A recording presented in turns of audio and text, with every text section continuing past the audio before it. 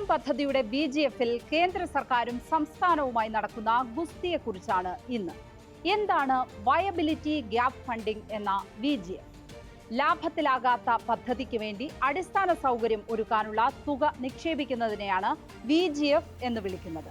പറക്ക മുറ്റും വരെ കുഞ്ഞുങ്ങളെ ചിറകിനടിയിൽ സൂക്ഷിച്ച് തീറ്റ കൊത്തി വായിൽ വെച്ചു കൊടുക്കുന്ന പരിപാടി എന്ന് പറയാം. രാജ്യത്ത് ഇങ്ങനെ എത്ര പദ്ധതികളുണ്ട്? കൃത്യം കണക്ക് തന്നെ വേണമെങ്കിൽ ഇതുവരെ 363 പദ്ധതി. എല്ലാം പൊതു സ്വകാര്യ പങ്കാളിത്തമുള്ള അഥവാ PPP പദ്ധതികളാണ്. പഴയ മംഗലാപുരം അഥവാ ന്യൂ മംഗളൂരു തുറമുഖത്തിന് ഉരുക്ക് ബെർത്തൊരുക്കാൻ 2006 ഓഗസ്റ്റ് 29 ചേർന്ന PPP അപ്രൈസൽ കമ്മിറ്റി 103 കോടി രൂപ അനുവദിച്ചതാണ് ആദ്യത്തെ പദ്ധതി. ഡൽഹി ഹരിയാന റോഡ് പണിക്കായി 486 കോടി അനുവദിച്ചത് രണ്ടാമത്തെ പദ്ധതി. ഇങ്ങനെയുള്ള 363 പദ്ധതികളിൽ ഏതിനൊക്കെയാണ് കേന്ദ്ര സർക്കാർ ലാഭവിഹിതം ചോദിച്ചത്? ഈ 363 പദ്ധതികളിൽ വിഴിഞ്ഞം തുറമുഖത്തിനൊഴികെ മറ്റൊന്നിനും കേന്ദ്ര സർക്കാർ ലാഭവിഹിതം ചോദിച്ചിട്ടില്ല.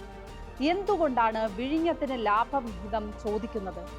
അതിനുള്ള ഉത്തരം ഇതുവരെ കേരളം അറിയാത്ത വലിയ സസ്പെൻസാണ്. കേരളത്തിലെ ഇപ്പോഴത്തെ രാഷ്ട്രീയ കോളിളക്കങ്ങൾ വരെ വഴി തിരിച്ചുവിടാൻ പ്രാപ്തിയുള്ളതാണ്. ആ രേഖകൾ ഇന്ന് സ്പോട്ട്ലൈറ്റ് പുറത്തുവിടുകയാണ്. വിഴിഞ്ഞത്തിന്റെ BGF ആരുടെ കൈക്കുറ്റപ്പാട്? വിഴിഞ്ഞം പദ്ധതിയുടെ ലാഭത്തിൽ 20% കേന്ദ്ര സർക്കാരിന് പങ്കുവയ്ക്കണമെന്ന് കേന്ദ്രമന്ത്രി നിർമ്മല സീതാരാമൻ പറയുമ്പോൾ ഇതാ ഒരു പഴയ രേഖ കാണണം. വിഴിഞ്ഞം പദ്ധതി അംഗീകരിക്കാനായി 2015 ജനുവരി 7 പ്രത്യേകമായി വിളിച്ചു ചേർത്തതായിരുന്നു ധനമന്ത്രാലയത്തിലെ എക്കണോമിക് അഫയേഴ്സ് ഡിപ്പാർട്ട്മെന്റിലെ PPP സെൽ യോഗം. ആ യോഗത്തിലാണ് BGF അനുവദിക്കാൻ തീരുമാനിച്ചത്. എന്നാൽ അതിനൊപ്പം ഒരു ഖണ്ഡിക കൂടി ഉണ്ടായിരുന്നു. 4-ാം പേജിലെ ആ ഖണ്ഡികയിലേക്ക് BGF എന്നാൽ ഗ്രാന്റ് അല്ല, ലാഭം കിട്ടാത്തതും അനിവാര്യവുമായ പദ്ധതികൾക്കുള്ള സഹായമാണ്. ഒരു റോഡ് നിർമ്മിക്കുന്നതും പാലം നിർമ്മിക്കുന്നതും മെട്രോ ട്രെയിൻ ഓടിക്കുന്നതുമൊന്നും അതിൽ നിന്ന് ലാഭം ഉണ്ടാക്കാനല്ല, അടിസ്ഥാന സൗകര്യം എന്ന നിലയിലാണ്. ഇവിടെ 15 വർഷം കഴിയുമ്പോൾ സംസ്ഥാനത്തിന് ലാഭവിഹിതം കിട്ടും എന്നാണ് പറയുന്നത്. സംസ്ഥാനത്തിന് ലാഭവിഹിതം കിട്ടുന്നെങ്കിൽ കേന്ദ്രത്തിനും 20% അർഹതയുണ്ട്. 2500 കോടിയിലേറെ കേരളം മുടക്കുമ്പോൾ കേന്ദ്രം മുടക്കുന്ന 700 കോടിക്ക് 20% ലാഭവിഹിതം ലഭിക്കണം. ഈ നിർദ്ദേശവും യോഗത്തിൽ അംഗീകരിച്ചു. ആ കരാർ ഒപ്പിടേണ്ടത് വിഴിഞ്ഞം കമ്പനിയാണ്. ഇപ്പോഴല്ല, നിർമ്മല സീതാരാമൻ വാണിജ്യ മന്ത്രാലയത്തിൽ ഉണ്ടായിരുന്ന കാലത്താണ് ധനമന്ത്രാലയത്തിലെ ഈ കരാർ. അന്ന് അരുൺ ജെയ്റ്റ്ലി ആയിരുന്നു ധനമന്ത്രി. അന്ന് തന്നെ കേരളത്തിന് മുന്നിൽ മാത്രം ഇങ്ങനെ ഒരു നിർദ്ദേശം വന്നത് എന്തുകൊണ്ട്? അന്ന് ആർക്കാണ് വീഴ്ച പറ്റിയത്? 2015 ജനുവരി 7 കേരളത്തിന്റെ മുഖ്യമന്ത്രി ഉമ്മൻചാണ്ടിയാണ്. അത് കഴിഞ്ഞ് 1 വർഷവും 3 മാസവും കൂടി ഉമ്മൻചാണ്ടി തന്നെയായിരുന്നു മുഖ്യമന്ത്രി. ഈ കരാർ സമ്മതിക്കുമ്പോൾ തുറമുഖ മന്ത്രി K ബാബുവും ആയിരുന്നു. ഉമ്മൻചാണ്ടിയും K ബാബുവും കൂടി ഒരു നട്ടപ്പാതിരയ്ക്ക് അദാനി ഗ്രൂപ്പ് ചെയർമാൻ ഗൗതം അദാനിയെ കണ്ടപ്പോൾ ആരംഭിച്ചതാണ് ഈ കരാറിലെ അതിവേഗ നീക്കങ്ങൾ. KV തോമസിന്റെ ഡൽഹിയിലെ വസതിയിൽ വച്ചായിരുന്നു ഗൗതം അദാനി ഉമ്മൻചാണ്ടിയെ കണ്ടത്. വിഴിഞ്ഞം പദ്ധതി നടപ്പിലാക്കാനായില്ലെങ്കിൽ വലിയ തിരിച്ചടി ഉണ്ടാകുമെന്ന് ഭയന്ന ഉമ്മൻചാണ്ടി ഇത് ഏറ്റെടുക്കാൻ അദാനിയോട് ആവശ്യപ്പെട്ടു. കരാറുകൾക്കും ടെൻഡറുകൾക്കും പുറത്ത് നേരിട്ടുള്ള ഇടപാടായിരുന്നു ആ രാത്രി ഇപ്പോൾ ഇടതുപക്ഷത്തുള്ള KV തോമസിന്റെ വസതിയിൽ നടന്നത്. 2 നിബന്ധനകളാണ് അദാനി ഗ്രൂപ്പ് മുന്നോട്ട് വച്ചത്. 4700 കോടിയുടെ പദ്ധതിയിൽ അടിസ്ഥാന സൗകര്യം സർക്കാർ ഒരുക്കണം. അദാനി ഗ്രൂപ്പ് ഈ പദ്ധതി പ്രദേശം ഈടുവെച്ച് വായ്പ എടുത്താകും പദ്ധതി നടപ്പിലാക്കുക.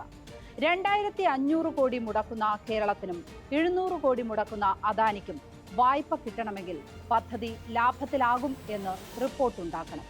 അങ്ങനെ അദാനിയുടെ ആവശ്യപ്രകാരം തയ്യാറാക്കിയതാണ് പുതിയ ഫീസിബിലിറ്റി റിപ്പോർട്ട്.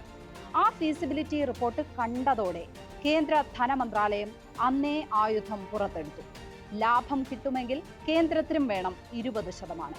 അങ്ങനെയെങ്കിൽ കേരളത്തിനു വേണ്ടി അന്ന് ആ യോഗത്തിൽ പങ്കെടുത്തത് ആരൊക്കെ?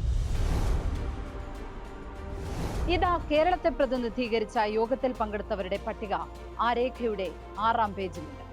Chief secretary E.K. Bharat Bhushan, തുറമുഖ പ്രിൻസിപ്പൽ സെക്രട്ടറി ജെയിംസ് വർഗീസ്, വിഴിഞ്ഞം ports company managing director A Suresh Babu, project manager A Sunilkumar, സംസ്ഥാന സർക്കാരിന്റെ ഉപദേഷ്ടാവ് ഗജേന്ദ്ര ഹാൽദിയ എന്നിവർ. ഇവർ മാത്രമല്ല, ആ യോഗസ്ഥലത്തിന് പുറത്ത് തുറമുഖ മന്ത്രി കെ ബാബുവും ഉണ്ടായിരുന്നു. എങ്ങനെയും കേന്ദ്ര അനുമതി അന്ന് നേടുക എന്നതായിരുന്നു അജണ്ട. ഉമ്മൻചാണ്ടി സർക്കാരിന് വേണ്ടി അന്നത്തെ chief secretary E K Bharat Bhushan സമ്മതിച്ചതാണ് 20% ലാഭം കേന്ദ്രത്തിന് നൽകാം എന്ന വ്യവസ്ഥ. തെളിവിന് ഇത് പോരെങ്കിൽ മറ്റൊന്നുകൂടിയുണ്ട്. ആ യോഗം കഴിഞ്ഞ് ഒരു മാസത്തിന് ശേഷം ഫെബ്രുവരി 3-ന് സംസ്ഥാനത്തെ തുറമുഖ പ്രിൻസിപ്പൽ സെക്രട്ടറി ജെയിംസ് വർഗീസിന് ഡൽഹിയിൽ PPP പദ്ധതികളുടെ ഡയറക്ടറായ അഭിലാഷ മഹാപത്ര അയച്ച കത്താണ് അത്. അതിൽ 4089 കോടിയുടെ വിഴിഞ്ഞം പദ്ധതി അംഗീകരിച്ചു എന്ന് പറഞ്ഞ ശേഷമുള്ള മൂന്നാമത്തെ ഖണ്ഡിക നോക്കുക. കേന്ദ്ര സർക്കാർ മുടക്കിയ മുഴുവൻ പണവും നെറ്റ് പ്രസന്റ് വാല്യൂ അഥവാ അന്നത്തെ മൂല്യത്തിന് തിരികെ കിട്ടണം. അത് ലഭിക്കുന്നതുവരെ വരുമാനം കേന്ദ്രവുമായി പങ്കുവയ്ക്കണം. 2015 ഫെബ്രുവരി 3-ന് കിട്ടിയ ഈ കത്ത് സംസ്ഥാന നിയമസഭയിൽ വച്ചില്ല. വിഴിഞ്ഞം പദ്ധതിയുടെ രേഖകളുടെ ഭാഗമായി എങ്ങും അവതരിപ്പിച്ചില്ല. കേന്ദ്രം ലാഭവിഹിതം ചോദിച്ചു എന്ന് ജനങ്ങളെ അറിയിച്ചില്ല. 2015 ജനുവരിയിൽ ചേർന്ന യോഗത്തിലെ തീരുമാനവും ആരെയും അറിയിച്ചില്ല. അത് അറിയിക്കേണ്ടിയിരുന്നത് അതിനുശേഷം ഒരു വർഷത്തിലേറെ തുറമുഖ മന്ത്രിയായിരുന്ന കെ ബാബുവോ അല്ലെങ്കിൽ ബാബു രാജിവെച്ച ശേഷം ആ ചുമതല ഏറ്റെടുത്ത മുഖ്യമന്ത്രി ഉമ്മൻചാണ്ടിയോ ആയിരുന്നു. അതുണ്ടായില്ല. വിഴിഞ്ഞം തുറമുഖം ആത്യന്തികമായി അടിസ്ഥാന സൗകര്യ വികസന പദ്ധതിയായിരുന്നു. അങ്ങനെ ഒരു പദ്ധതി റോഡ് പണിയുകയും പാലം പണിയുകയും ചെയ്യുന്നത് പോലെ നടപ്പാക്കേണ്ടതും ആയിരുന്നു. എന്നാൽ KV തോമസിന്റെ വസതിയിൽ വച്ച് ഉമ്മൻചാണ്ടിയും കെ ബാബുവും ഗൗതം അദാനിയെ കണ്ട ശേഷം അതിന്റെ ഫീസിബിലിറ്റി റിപ്പോർട്ട് അപ്പാടെ മാറി. 20 വർഷത്തേക്ക് തുറമുഖ നടത്തിപ്പ് എന്നത് 40 വർഷത്തേക്ക് എന്ന് ആദ്യം മാറ്റി. പിന്നീട് 10 വർഷത്തേക്ക് കൂടി പുതുക്കാം എന്നുള്ളത് ആദ്യം 20 വർഷത്തേക്ക് കൂടി എന്നും തിരുത്തി. ഇപ്പോഴും പൊതുമണ്ഡലത്തിൽ ലഭ്യമല്ലാത്ത ആ മാറ്റി എഴുതിയ റിപ്പോർട്ട് ന്യൂസ് മലയാളത്തിന്റെ കൈവശമുണ്ട്.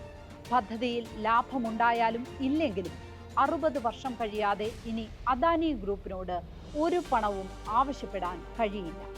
15 വർഷം കഴിഞ്ഞാൽ ലാഭമുണ്ടെങ്കിൽ മാത്രമേ ലാഭവിഹിതം കൈമാറാൻ കഴിയൂ. അങ്ങനെ ഒരു ലാഭം ആ കമ്പനി റിപ്പോർട്ട് ചെയ്യുമെന്ന് ഇപ്പോഴത്തെ സാഹചര്യത്തിൽ കരുതാൻ ന്യായമില്ല. അപ്പോൾ ലാഭം കിട്ടാത്ത പദ്ധതിക്കായി കേന്ദ്ര സർക്കാർ അവകാശം ഉന്നയിക്കുന്നത് എന്തിനാണ്? നാനാവിധം കടമെടുത്ത് ഇല്ലാത്ത കാശുണ്ടാക്കി പദ്ധതി നടപ്പാക്കുന്ന സംസ്ഥാന സർക്കാരിനൊപ്പം കേന്ദ്രവും അതിൽ ഓഹരി പങ്കാളിയാവുകയാണ്. 2500 കോടി കേരളവും 700 കോടി കേന്ദ്രവുമാണ് മുടക്കിയത് എങ്കിലും VGFI ചെലവിന്റെ 20% വീതം മാത്രം മുടക്കാനാണ് അനുമതിയുള്ളത്. ആ ചട്ടം നടപ്പാക്കുമ്പോൾ കൂടുതൽ കാശ് മുടക്കിയ കേരളത്തിനും അതിന്റെ 4/1 മാത്രം മുടക്കിയ കേന്ദ്രത്തിനും തുല്യ ഓഹരിയാകും. പദ്ധതി നടപ്പാക്കുക എന്ന ലക്ഷ്യത്തോടെ 4080 കോടിയിൽ 60% കേരളം ഏറ്റെടുത്താണ് ഉമ്മൻചാണ്ടി സർക്കാർ കരാർ ഒപ്പിട്ടത്. 20% കേന്ദ്ര സർക്കാർ മുടക്കി. അദാനി ഗ്രൂപ്പിനും കേന്ദ്ര സർക്കാരിനും തുല്യ മുതൽ മുടക്കാണ്. അദാനി ഗ്രൂപ്പ് ആ പണം പോലും മുടക്കിയിരിക്കുന്നത് ആ പദ്ധതി ലാഭത്തിലാകുമ്പോൾ തിരിച്ചടയ്ക്കും എന്ന ചട്ടത്തിൽ എടുത്ത വായ്പയിലൂടെയാണ്. എങ്ങനെയും പദ്ധതി നടപ്പാക്കാൻ ഇറങ്ങി പുറപ്പെട്ടപ്പോൾ സംഭവിച്ചതാണ് കരാറിലെ ഈ കെണികൾ. അത് അനുഭവിക്കുക എന്നതാണ് ഇപ്പോൾ മുന്നിലുള്ള ഏക പോംവഴി. സ്പോട്ട്ലൈറ്റ് ഇനി മറ്റൊരു വിഷയവുമായി നാളെ. നമസ്കാരം.